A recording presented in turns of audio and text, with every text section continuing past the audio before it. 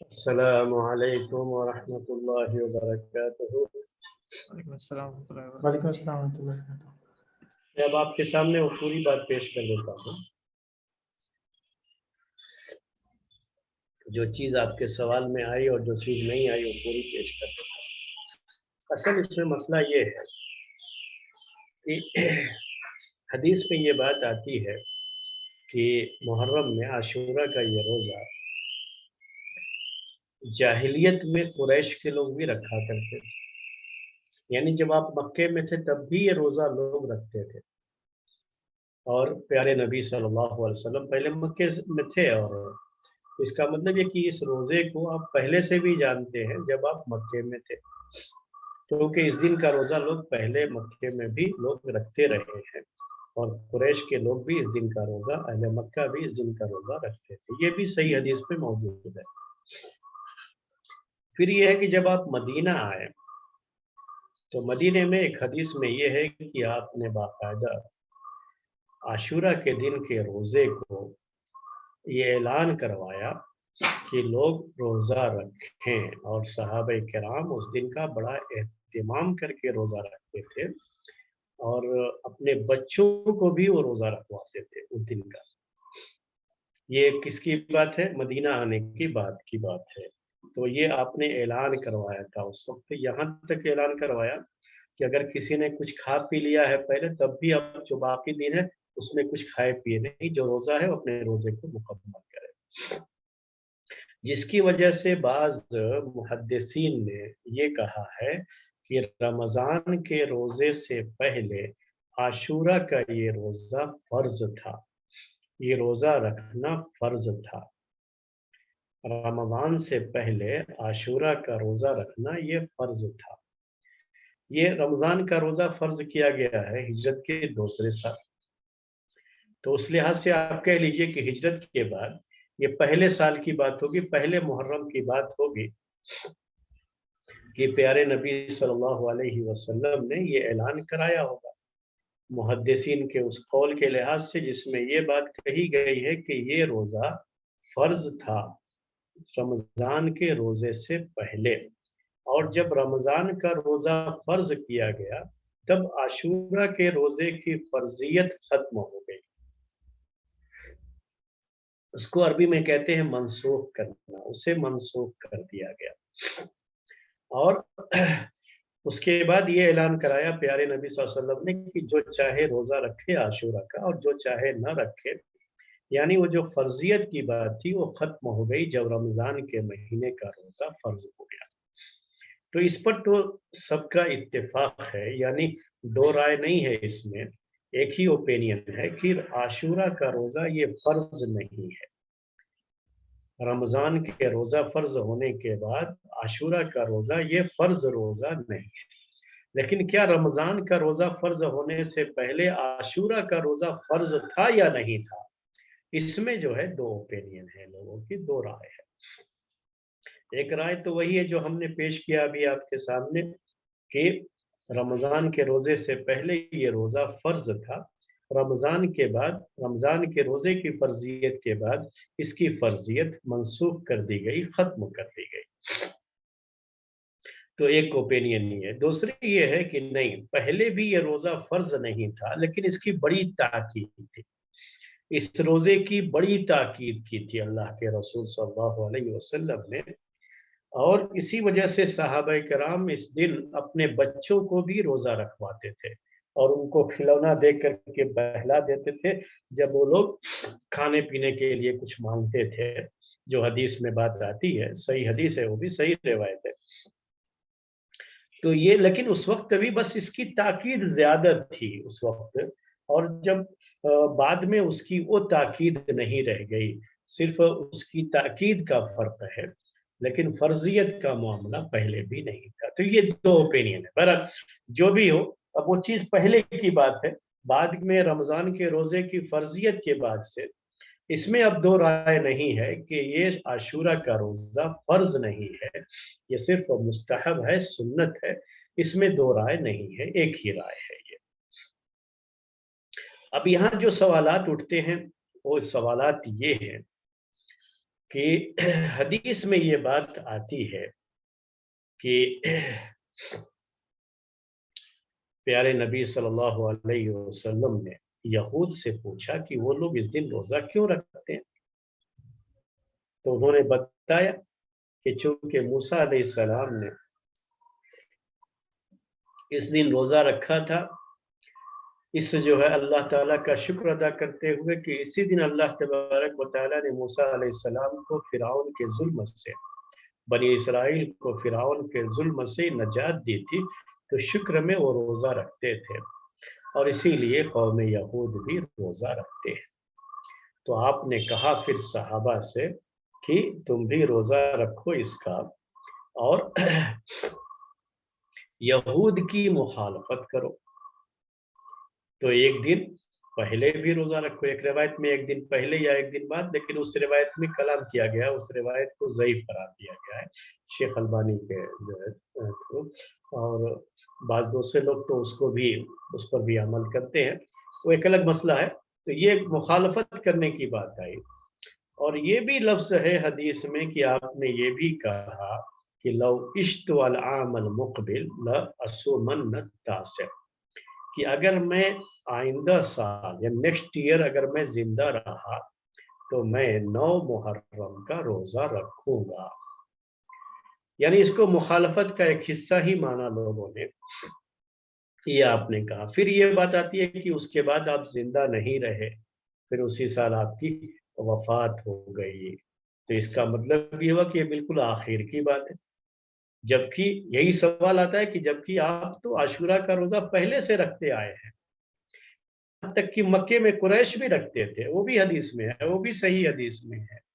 اور مدینہ آ کر کے تو آپ نے باقاعدہ اعلان بھی کروایا تھا اس دن کے روزہ رکھنے کا،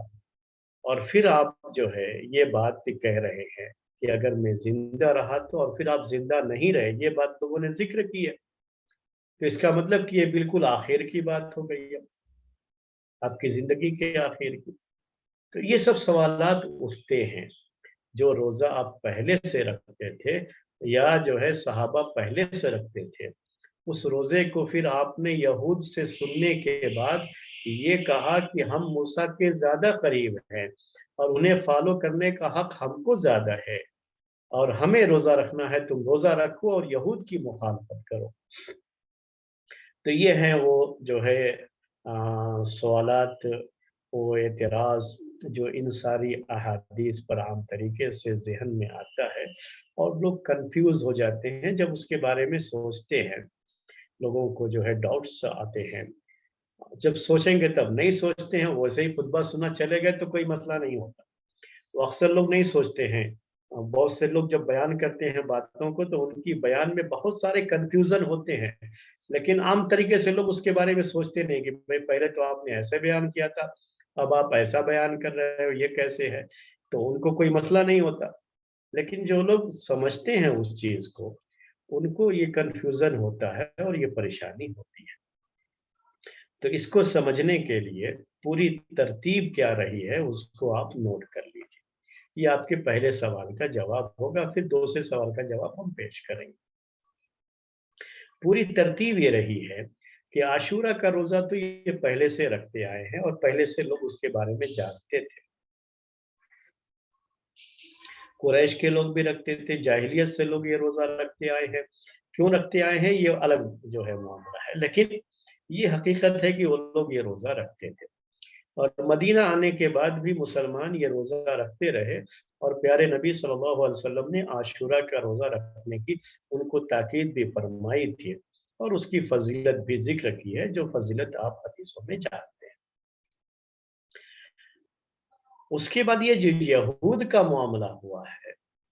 تو یہود بھی روزہ رکھتے ہیں، یہ علم پیارے نبی صلی اللہ علیہ وسلم کو بعد میں، یاد رکھیے گا ذرا ترتیب کو، جو یہود کے روزہ رکھنے کی بعد، اس دن روزہ رکھنے کی بعد، یہ علم پیارے نبی صلی اللہ علیہ وسلم کو بعد میں ہوا، کیونکہ یہ چیز ایسی ہے کہ اب جیسے آدمی نماز پڑھ رہا ہے تو نماز پڑھنا یہ ایک عمل ہوتا ہے جو ظاہر ہوتا ہے، تو آدمی دیکھا تو علم ہے اس کو کہ ہاں نماز پڑھا، लेकिन रोजा रखे हुए है तो ये आदमी रोजा रखे हुए कहीं उसकी पेशानी पर तो लिखा नहीं होता है, और इसमें कुछ अमल तो करना नहीं होता है, ये तो सिर्फ खाना पीना छोड़ना होता है। तो खाना पीना तो लोगों का घरों में होता है। अब ऐसा तो नहीं कि आपके सामने हमेशा कुछ ना कुछ लोग खाते ही पीते रहेंगे। तो ये चीज मुमकिन है कि उनका रोजा रखना ये जाहिर नहीं हुआ, प्यारे नबी सल्लल्लाहु अलैहि वसल्लम को उसका पता नहीं लगा, और ये इल्म आपको बाद में हुआ, आपकी जिंदगी के बिल्कुल आखिर में ये पता लगा कि यहूद भी इस दिन रोजा रखते हैं। तो अब ये सवाल आया कि ये कौम इस दिन रोजा क्यों रखती है? क्योंकि कौम यहूद, इनकी एक खास बात ये है कि अमल के मैदान में ये लोग बहुत पीछे हैं। यानी इनकी जो गुमराही थी वो बेअमली की गुमराही थी, ये नोट कीजिएगा। कौम नसारा की जो गुमराही थी वो रहबानियत की गुमराही थी, यानी वो अमल में भी आगे बढ़ गए, सब कुछ छोड़ दिया, दुनिया छोड़ दिया, और जो है रहबानियत इख्तियार कर दिया। दीन के इतने जो है वो चले गए इसमें कि अपने आप को उसके लिए वक्फ कर दिया, हम दुनिया से हमें कोई मतलब नहीं, ऐसा हुआ। तो उनकी गुमराही जो है वो रहबानियत थी, और इनकी गुमराही जो थी यहूद की, ये बदआमली थी, यानी बेअमल कौम थी। अल्लाह ताला की तरफ से हुक्म आता अमल करने का तो नाफरमानी करते, ये अमल नहीं करते। तो ऐसी बदअमल कौम इस दिन रोजा रख रही है, तो आखिर इसका रीजन क्या है? एक सवाल बनता था। तो प्यारे नबी सल्लल्लाहु अलैहि वसल्लम ने वो सवाल किया। इससे आपको ये भी अंदाजा होगा कि प्यारे नबी सल्लल्लाहु अलैहि वसल्लम कोई गैब तो जानते नहीं थे, अंदर क्या हो रहा है, घरों में क्या हो रहा है, क्या मामला है, ये आप तो जानते नहीं थे। जो चीज जाहिर होती थी उसी का आपको इल्म होता था, या जो वही आ जाए तो आपको वही के जरिए से इल्म होता था। तो आपको ये इल्म नहीं हो पाया, और आपकी जिंदगी के आखिर में ये इल्म हुआ कि यहूद भी रोजा रखते हैं। तो आपने सहाबा से सवाल किया सिलसिले में कि भाई ये लोग क्यों जो है रोजा रखते हैं, जरा मालूम करो इसके बारे में। और जब उनसे मालूम किया गया तो उन्होंने बताया कि ये मूसा अलैहिस्सलाम और बनी इसराइल को अल्लाह ताला ने इसी दिन नजात दी थी। इस तरह से वो लोग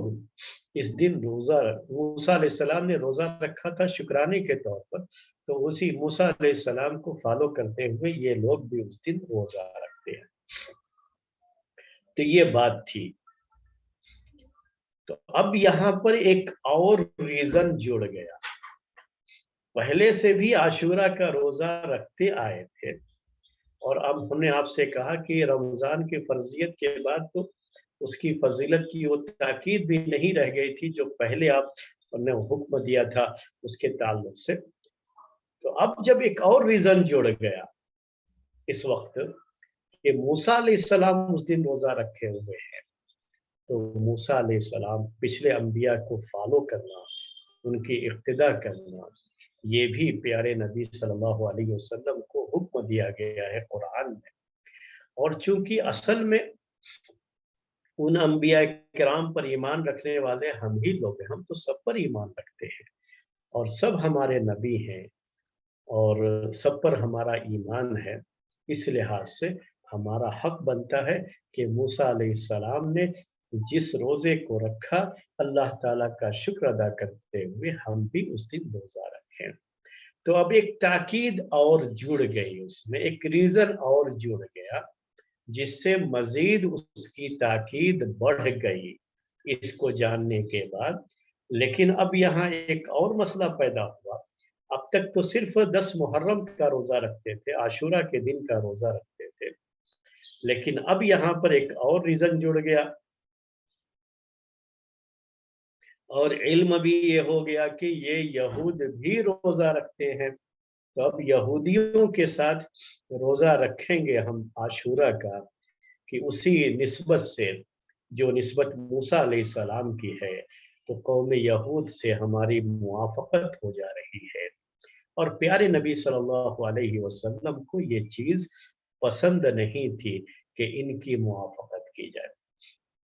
شروع میں آپ مشرکین مکہ کے مقابلے میں ان کی موافقت کو پسند کرتے تھے کیونکہ بہرحال یہ اہل کتاب تھے، لیکن بعد میں جب ہم اپنی ایک پہچان ہو گئی، مدینے میں ایک اسلامی حکومت جو ہے قائم ہو گئی اور اس کی اپنی ایک پہچان ہو گئی اور احکام نازل ہو گئے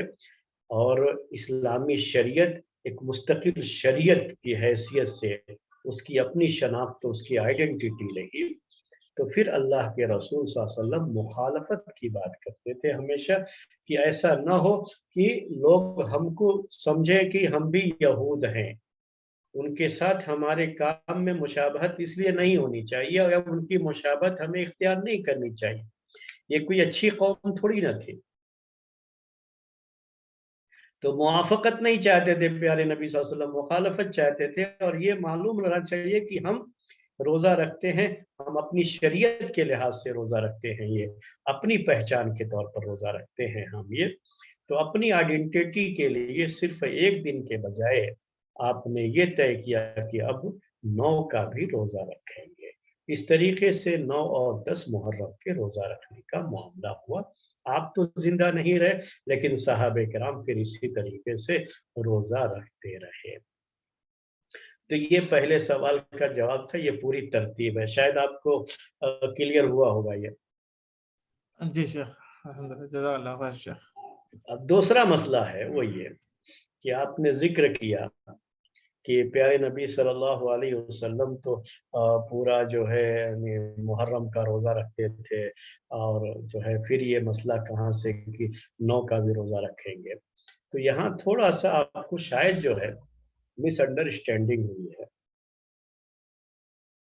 حدیث میں یہ نہیں آتا ہے کہ پیارے نبی صلی اللہ علیہ وسلم محرم کے مہینے کا یا پورے محرم کا روزہ رکھتے تھے، یہ نہیں آتا ہے، بلکہ یہ ہے حدیث، صحیح حدیث ہے کہ آپ شعبان کے مہینے کا روزہ بڑی کثرت سے رکھتے تھے، بلکہ پورے شعبان کا بھی رکھتے تھے، تو زیادہ آپ روزہ شعبان کے مہینے میں رکھتے تھے۔ اما عائشہ رضی اللہ تعالی عنہ کہتی ہیں کہ ان کے جو روزے ہوتے تھے یعنی رمضان کے مہینے میں جو ماہواری کے دن کے روزے ہوتے تھے وہ قضا کرنے کے لیے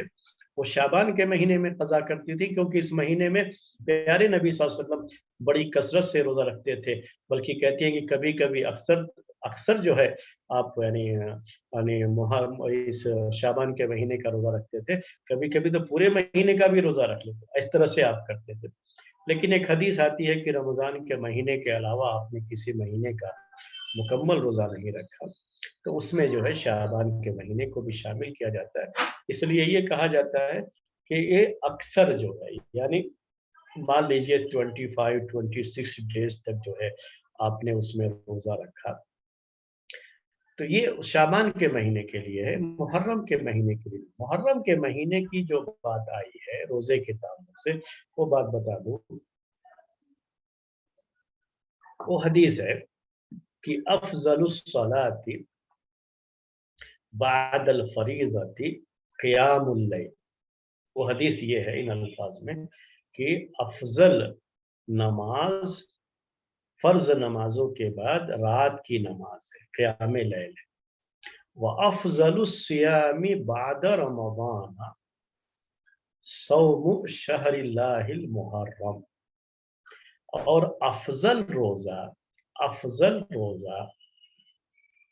رمضان کے روزے کے بعد، رمضان کا روزہ فرض ہے، اس لیے اب اس فرض روزے کے بعد جو نفلی روزے ہیں ان میں افضل روزہ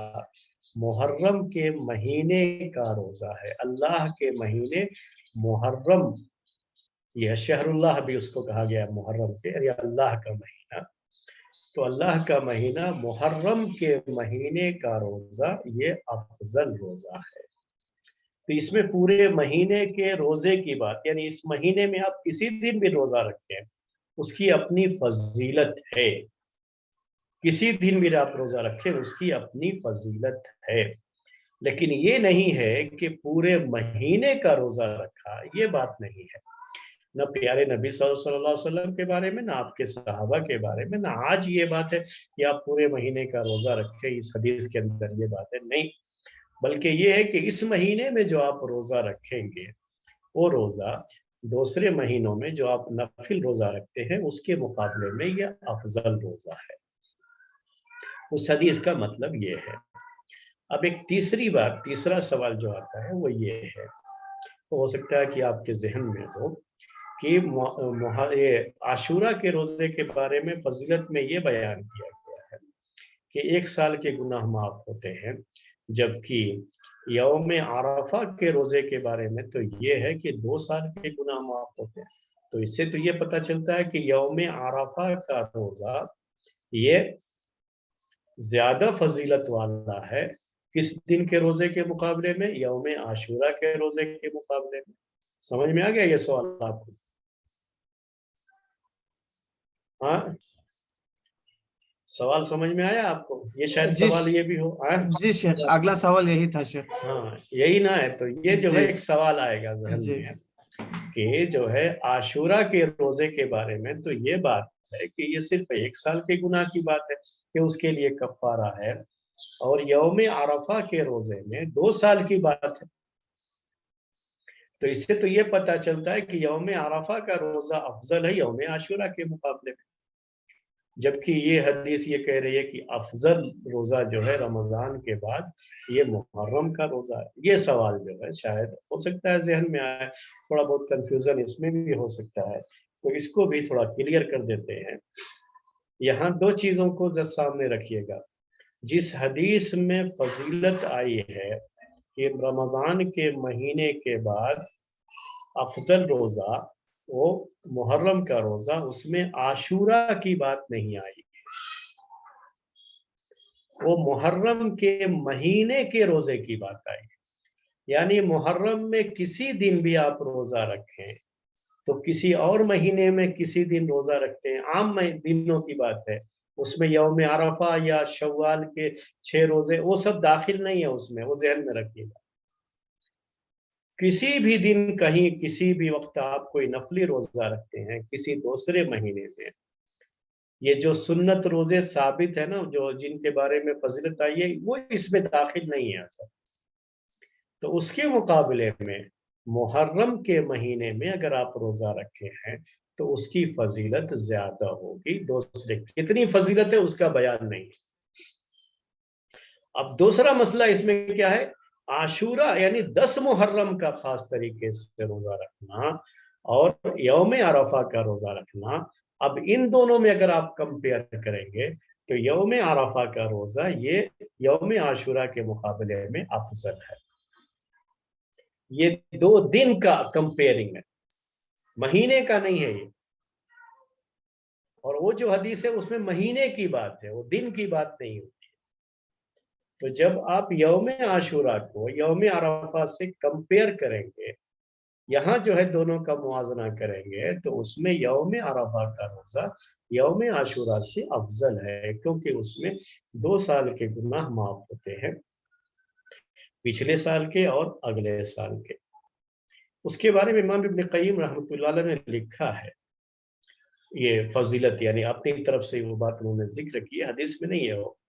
یہ سوال آتا ہے کہ کیوں آخر اس دن کا روزہ افضل ہے یوم عاشورہ کے مقابلے، کہ یوم عاشورہ کا روزہ جس مناسبت سے اس کی فضیلت آئی ہے وہ مناسبت ہے